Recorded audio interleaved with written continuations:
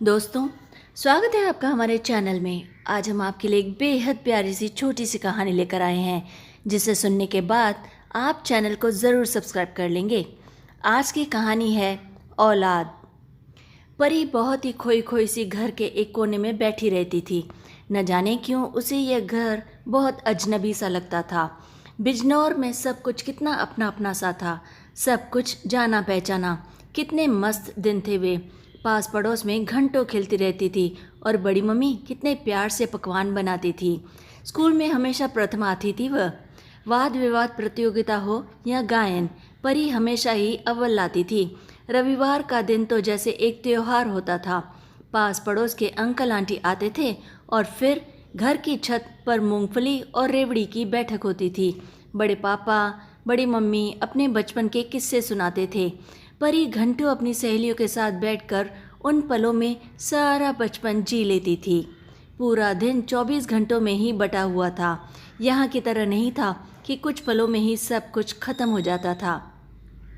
तभी ऋषि भैया अंदर आए और ज़ोर से बोले, परी, तुम यहाँ क्यों एक कोने में बैठी रहती हो? क्या प्रॉब्लम है? ऋषि भैया अनवरत बोले जा रहे थे, यह दिल्ली है, तुम्हारा बिजनौर नहीं। यह क्या अजीब किस्म की जीन्स और ढीली कुर्ती पहने रखी है? पता है, कल मेरे दोस्त तुम्हें देखकर कितना हंस रहे थे। परी को समझ में नहीं आ रहा था, जो कपड़े बिजनौर में मॉडर्न कहलाते थे वे यहाँ पर बेकार कहलाते हैं। परी सोच रही थी कि बड़ी मम्मी बड़ी पापा ने तो उसे दिल्ली में पढ़ने के लिए भेजा था, पर यहाँ के स्कूल में तो ऐसा लगता है पढ़ाई के अलावा सारे काम होते हैं। सारे बच्चे सब लोग धड़ाधड़ इंग्लिश बोलते रहते हैं, कैसी कैसी गालियाँ देते हैं कि उसके कान सुनकर ही लाल हो जाते हैं। वैसे इंग्लिश तो परी की भी अच्छी थी, पर न जाने क्यों दिल्ली में उसे बहुत झिझक होती है। आज ऋषि भैया और मम्मी पापा परी को मॉल लेकर गए थे शॉपिंग करने के लिए। इतना बड़ा मॉल परी ने इससे पहले अपनी ज़िंदगी में कभी नहीं देखा था। जब परी छोटी थी तो बार बार उसके दिमाग में यही बात आती थी कि वह नाना नानी के साथ क्यों रहती है। पेरेंट्स टीचर मीटिंग में वह अपने नाना नानी को लेकर कभी भी नहीं जाना चाहती थी, क्योंकि सबकी मम्मी इतनी सुंदर, जवान और नए नए स्टाइल के कपड़े पहन कर आती थी और उसकी नानी खिचड़ी बाल और उल्टी सीधी साड़ी पहनकर उसके साथ जाती थी। एक बार उसने अपनी नानी से आखिर पूछ ही लिया, बड़ी मम्मी, मैं अपने मम्मी पापा के साथ क्यों नहीं रहती हूँ? मैं यहाँ पर क्यों रहती हूँ आपके साथ? नानी हंसते हुए बोली थी, क्योंकि कुदरत ने तुम्हें अपने नाना नानी के जीवन में रंग भरने के लिए भेजा है। परी को कुछ समझ में नहीं आता था, पर यह दुविधा उसके बाल मन में हमेशा रहती थी। बस इसके अलावा उसकी ज़िंदगी में सब कुछ परफेक्ट था। जब कभी कभी परी की मम्मी रवीना दिल्ली से अपने बेटे ऋषि के साथ उनके यहाँ आती थी तो परी को बहुत बुरा लगता था। उन दिनों परी की नानी कितनी अजनबी हो जाती थी। सारा सारा दिन वह रवीना के चारों तरफ केवल घूमती रहती थी। ऋषि भैया उसे कितनी हे दृष्टि से देखते थे। परी जब 11 साल की हुई तो उसके जन्मदिन पर उसकी मम्मी ने उसे पूरी कहानी बताई कि परी की बेहतर देखभाल के लिए वह नाना नानी के पास यहीं पर बिजनौर में रहती है और जल्द ही परी को वे लोग अपने साथ दिल्ली ले जाएंगे। कितनी खुश हुई थी परी यह सुनकर कि जल्दी ही वह अपने मम्मी पापा के साथ चली जाएगी। उस बार जब छुट्टियों में रवीना बिजनौर आई हुई थी तो परी रवीना को अपने स्कूल पेरेंट्स टीचर मीटिंग में लेकर गई। दोस्तों को उसने बड़ी ही शान से अपने मम्मी से मिलवाया था। रवीना बहुत खुश होकर परी के साथ उसके स्कूल गई हुई थी, क्योंकि अब वह अपनी बेटी को उसके बेहतर भविष्य के लिए दिल्ली लेकर जाना चाहती थी अपने साथ। परी का स्कूल देखकर रवीना को ज़ोरदार धक्का लगा था, क्योंकि परी का स्कूल बिल्कुल छोटा और पुरानी तकनीक पर आधारित था। घर आते ही रवीना अपनी माँ से ज़ोर से बोली थी, मम्मी, अब परी को दिल्ली लेकर जाना ही होगा। इस छोटे शहर में परी का ठीक से विकास नहीं हो पाएगा। इसके स्कूल में कुछ भी ठीक ठाक नहीं है, बिल्कुल पुराने ज़माने का है। परी की नानी रुआंसी होकर बोली, रवीना, तुम भी तो उसके स्कूल में पढ़ी थी ना बेटा, और तुम तो परी को इस दुनिया में लाना ही नहीं चाहती थी। वह तो जब मैंने सारी जिम्मेदारी उठाने की बात की थी तब तुम उसे जन्म देने के लिए तैयार हुई थी। रवीना बेहद महत्वाकांक्षी युवती थी। जब उसका बेटा ऋषि 3 वर्ष का ही हुआ था, तब परी के आने की आहट रवीना को मिली थी। ऋषि की जिम्मेदारी, नौकरी और घर की भागदौड़ में रीना पूरी तरह से थक कर चूर हो जाती थी। ऐसे में एक नई जिम्मेदारी के लिए वह बिल्कुल भी तैयार नहीं थी। वैसे भी उन्हें बस एक ही बच्चा चाहिए था। ऐसे में परी के लिए उनकी ज़िंदगी में कोई जगह नहीं थी। दिल्ली में आसानी से गर्भपात नहीं हो सकता था, इसीलिए रवीना बिजनौर गर्भपात कराने आई थी। पर रवीना के माता पिता अपने अकेलेपन से पूरी तरह से ऊब चुके थे। बेटा विदेश में बस गया था। रवीना को भी घर परिवार और नौकरी के कारण यहाँ आने की फुर्सत नहीं थी। इसीलिए रवीना के मम्मी पापा भारती जी और कृष्णा जी को ऐसा लगा कि जैसे ये कुदरत की इच्छा हो और ये बच्चा उनके पास आना चाह रहा हो। कितनी मुश्किल से भारती ने रवीना को मनाया था इस बात के लिए। पूरे समय वे रवीना के साथ बनी रहती थी ताकि उसे किसी भी बात की कोई भी तकलीफ ना हो।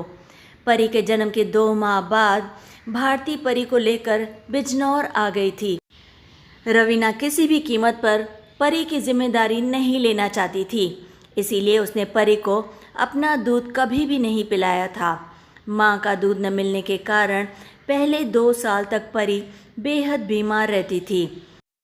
भारती जी और कृष्णा जी का एक पैर घर और दूसरा पैर हॉस्पिटल में रहता था। पास पड़ोस वाले उनसे कहते भी थे, आराम के वक्त इस उम्र में यह क्या जंजाल मोल लिया है आपने। पर भारती जी की ज़िंदगी को एक मकसद मिल गया था। उनको दुनिया भर की बीमारियां एकाएक जैसे गायब हो गई थी। सारा दिन कैसे बीत जाता था भारती को पता भी नहीं लगता था। परी के साथ भारती ने बहुत ज़्यादा मेहनत की थी। 4 वर्ष की होते होते परी एकदम जापानी गुड़िया सी लगने लगी थी। अब जब भी छुट्टियों में रवीना घर जाती तो परी की बाल सुलभ हरकतें और उसका भोलापन देखकर उसकी सोई हुई ममता फिर से जाग उठती थी। पर रवीना किस मुंह से अपनी माँ से यह कहती, क्योंकि वह तो परी को इस दुनिया में लाना ही नहीं चाहती थी। फिर किस हक से बात करती वह, और न उसकी कोई जिम्मेदारी ही उठाना चाहती थी। इसीलिए कितने कितने दिनों तक वह अपने माता पिता के पास बिजनौर फ़ोन भी नहीं किया करती थी। धीरे धीरे समय बीतता गया और ऋषि भी अब किशोर अवस्था में पहुंच गया था। ऋषि अब अपनी ही दुनिया में व्यस्त रहता था। जब रवीना ने अपने पति पारक से इस बात का जिक्र किया तो उसने भी रवीना को झिड़क दिया। कैसी बातें कर रही हो तुम, कितनी खुदगर्ज हो रवीना।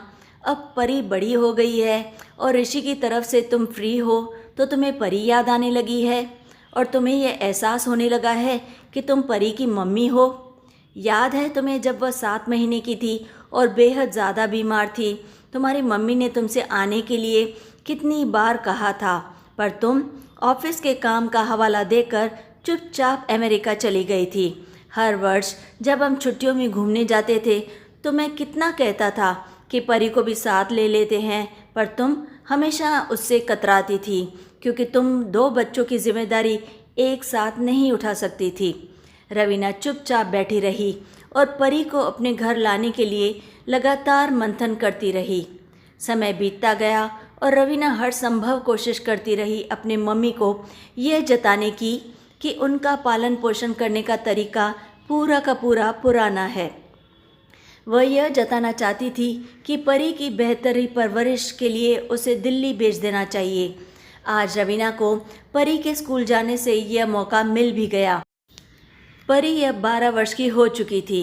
रवीना अपनी बेटी को अपने जैसा ही स्मार्ट बनाना चाहती थी।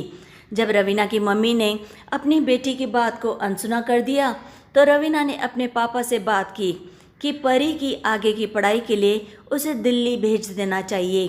कृष्णा जी एक व्यवहारिक किस्म के इंसान थे। दिल से न चाहते हुए भी कृष्णा जी को परी की भविष्य की खातिर आखिर रवीना की बात माननी ही पड़ी। परी को जब पता चला कि वह अपने मम्मी पापा के साथ दिल्ली जा रही है तो वह बेहद ज़्यादा खुश थी। पर जब सारा सामान पैक हो गया तो परी एकाएक रोने लगी कि वह किसी भी कीमत पर नाना नानी को छोड़कर नहीं जाना चाहती। उधर भारती जी का घोंसला एक बार फिर से पूरी तरह से खाली हो गया था, पर इस बार पंछी के उड़ने का दर्द कहीं अधिक था। कृष्णा जी जितना भारती जी को समझाते, वह रवीना की ही बेटी है और तुम्हें खुश होना चाहिए कि हमारी परी बड़े और अच्छे स्कूल में पढ़ेगी। पर भारती जी को तो जैसे उसकी दुनिया ही पूरी तरह से वीरान लगने लगी थी। भारती जी को पूरा विश्वास था कि परी उनके बिना वहाँ अकेले रह नहीं पाएंगी। बेटी ने एक बार भी नहीं कहा था, इसीलिए उन्हें खुद को तो दिल्ली जाने की हिम्मत बिल्कुल नहीं हुई थी। पर पति कृष्णा जी की चिरौरी करके घर के पुराने नौकर माता दीन को ढेर सारी मिठाइयों के साथ दिल्ली भेज दिया था। नई दुनिया, नए लोग और चमक धमक सभी को अच्छी लगती है, और परी तो फिर भी एक छोटी सी बच्ची थी। वह स्टीम टाम में अपने पुराने घर और साथियों को पूरी तरह से भूल गई थी। माता दीन को देखकर एक पल के लिए परी की आंखों में चमक तो आई, पर नए रिश्तों के बीच फिर वह चमक भी धीमी पड़ गई थी। माता दीन परी को खुश देखकर उसे आशीष देते हुए अगले दिन विदा हो गया था। माता दीन को विदा करते हुए रवीना का स्वर कसैला हो उठा और बोली, काका, मम्मी को बोलिएगा परी की चिंता छोड़ दे, वह मेरी बेटी है, मैं अपने आप उसे संभाल लूँगी। दिल्ली आकर माता दीन ने कहा, बीबी जी चिंता छोड़ दीजिए, परी बिटिया नई दुनिया में पूरी तरह से रच बस गई हैं। पर भारती जी खुश होने के बजाय दुखी हो गई थी और फिर से उनका शरीर बीमारियों का अड्डा बन गया था। उधर एक माह बीत गया था और परी के ऊपर से चमक दमक की खुमारी उतर गई थी। अब परी चाह कर भी अपने आप को दिल्ली की भागती दौड़ती जिंदगी में ठीक से ढाल नहीं पा रही थी। स्कूल का माहौल उसके पुराने स्कूल से बिल्कुल पूरी तरह से अलग था। घर आकर परी किससे अपने मन की बात कहे, उसे समझ में नहीं आता था। परी बहुत कोशिश करती थी अपने आप को ढालने की, पर पूरी तरह से असफल ही रहती। नाना नानी का जब भी बिजनौर से फ़ोन आता तो परी हर बार यही बोलती कि उसे दिल्ली में बहुत मज़ा आ रहा है। परी अपने नाना नानी को परेशान नहीं करना चाहती थी। परी के मम्मी पापा सुबह निकलकर रात को ही घर पर आते थे। ऋषि भैया अपने दोस्तों और दुनिया में पूरी तरह से व्यस्त रहते। पास पड़ोस न के बराबर था। यहाँ के बच्चे उसे बेहद अलग लगते थे। जब परी ने अपनी मम्मी से इस बारे में बात की तो 12 साल की बच्ची का अकेलापन दूर करने के लिए उसकी मम्मी ने उसे समय देने के बजाय विभिन्न प्रकार की हॉबीज़ क्लासेस में डाल दिया। पहले ही परी स्कूल में एडजस्ट नहीं कर पा रही थी और अब guitar class, dance class, abacus class की हॉबी क्लासेस के बजाय स्ट्रेस क्लासेस लगती थी। परी की नन्ही सी जान इतनी अधिक भाग दौड़ और तनाव को झेल नहीं पाती थी। उसके हौसले अब पस्त हो गए थे। वार्षिक परीक्षा फल आ गया था और परी 2 विषयों में फेल हो गई थी। परीक्षा फल देखते ही रवीना परी पर आग बबूला हो उठी। बेवकूफ़ लड़की, कितना कुछ कर रही हूँ मैं तुम्हारे लिए। दिल्ली के सलीके सिखाने के लिए कितनी हॉबी क्लासेस पर खर्च हो गए हैं, पर तुम तो रहोगी वही छोटे शहर की सिलबिल। उसे बहुत ज़्यादा गुस्सा आ रहा था। पारक रवीना को समझाने की कोशिश भी करता कि परी और ऋषि को एक ही तराजू में ना तौले। परी को थोड़ा समय दे, वह जैसे रहना चाहती है उसे रहने दे। इतने तनाव का यह असर हुआ कि परी को बहुत तेज़ बुखार हो गया था। पारक रात भर परी के माथे पर गीली पट्टियां बदलता रहा था। रवीना यह कहकर जल्दी सो गई कि अगले दिन ऑफिस में उसकी एक ज़रूरी मीटिंग है। रात भर बुखार में परी तड़पती रही। अपनी बेटी को तड़पता देखकर पारक ने निर्णय ले लिया था। पारक ने भारती जी को फ़ोन कर दिया और वे जल्दी ही शाम को परी के पास पहुंच गई। पारक ने खुद ये महसूस किया कि भारती जी के आते ही परी का बुझा हुआ चेहरा चमक उठा था। जब रात को रवीना ऑफिस से लौटी तो भारती जी को देखकर वह सकपका गई। रात में खाने की मेज़ पर बहुत दिनों बाद परी ने मन से खाना खाया और बोली, नानी, यहाँ पर किसी को ढंग से खाना बनाना ही नहीं आता। रवीना कटकर रह गई और बोली, मम्मी, आपने परी की आदतें खराब करके रखी है। हेल्दी फूड उसे पसंद ही नहीं आता। भारती जी कुछ ना बोली, बस परी को दुलारती रही। 2 दिनों के अंदर ही परी पूरी तरह से स्वस्थ हो गई, एक चिड़िया की तरह चहकने लगी। 1 हफ्ते बाद जब भारती जी अपना सामान तो परी भी अपना बैग पैक करने लगी। भारती जी बोली, परी तुम कहाँ जा रही हो? परी बोली, नानी मैं आपके बिना नहीं रह सकती हूँ, मुझे यहाँ नहीं पढ़ना है। रवीना ज़ोर से चिल्लाने लगी, मम्मी इसीलिए मैं नहीं चाहती थी कि आप यहाँ पर आओ। आपने इसे पूरी तरह से बिगाड़ दिया है। बिल्कुल भी प्रतिस्पर्धा नहीं है परी में। बिल्कुल छुई मुई खिलौना बनाकर छोड़ दिया है आपने उसे। मेरी बेटी इस दुनिया में कभी कुछ नहीं कर पाएगी या नहीं। भारती जी इस तरह से पहले कुछ बोलती कि तभी पारक बोले, खिलौना परी को मम्मी जी ने बना दिया है या तुमने? जब तुम्हारा मन था तुम परी को बिजनौर छोड़ देती थी, और जब मन करता है तब तुम सबकी अनदेखी करके परी को दिल्ली लेकर आ जाती हो, बिना यह जाने कि इसमें परी की मर्जी है भी या नहीं। रवीना ने हल्का सा विरोध किया और बोली, माँ हूँ मैं उसकी। पारक बोला, हाँ तुम उसकी माँ हो और वह तुम्हारी बेटी है, मगर कोई चाबी वाला खिलौना नहीं। रवीना पारक पर कटाक्ष करते हुए बोली, लगता है तुम बेटी की जिम्मेदारी नहीं उठाना चाहते हो, इसलिए यह सब बोल रहे हो। पारक रवीना की बात सुनकर बुरी तरह से तिलमिला उठा, क्योंकि उसमें लेश मात्र भी सच्चाई नहीं थी। इससे पहले पारक कुछ कहता, परी ने धीरे से कहा, मम्मी मेरी खुशी मेरे अपने घर में है जो बिजनौर में है। यह भाग दौड़ या कंपटीशन मेरे लिए नहीं है। इससे पहले कि रवीना कुछ बोलती, भारती जी बोली, रवीना जो जहाँ का पौधा है वह वहीं पर पनपता है। रवीना ने आगे कुछ नहीं कहा और चुपचाप अपने कमरे में चली गई। जाने से पहले पारक ने परी को गले लगाते हुए कहा, परी जब भी तुम्हारा मन करे बिना एक पल सोचे समझे यहाँ पर चली आना। और बेटा तुम्हारे 2 घर हैं, एक बिजनौर में और दूसरा दिल्ली में। बेटा कामयाबी कभी भी किसी जगह की मोहताज नहीं होती। परी और भारती जी को जाते हुए देखकर पारक सोच रहा था कि शायद खिलौने की चाबी अब खिलौने के पास ही है। अब पारक अपने बेटी की भविष्य को लेकर पूरी तरह से निश्चिंत हो गया था, और शायद मन ही मन रवीना भी। आखिर माँ जो ठहरी। और वैसे भी कहते हैं ना कि अंत भला तो सब भला। तो दोस्तों कैसी लगी आपको आज की कहानी? अगर अच्छी लगे तो कमेंट्स में हमें अपनी राय ज़रूर बताएं। और हाँ, वायदे के मुताबिक आपको इस चैनल को सब्सक्राइब करना ही करना है।